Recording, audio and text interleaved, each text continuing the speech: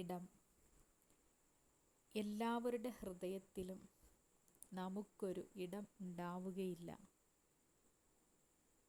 നമുക്ക് ഇടം തന്ന ഹൃദയത്തെ നാം വേദനിപ്പിക്കരുത്. എൻ്റെ മനസ്സിൽ നിനക്കും നിൻ്റെ മനസ്സിൽ എനിക്കുമൊരിടം ഉണ്ടെന്ന് ഉറപ്പിക്കുവാൻ നമുക്ക് സാധിക്കുകയില്ല.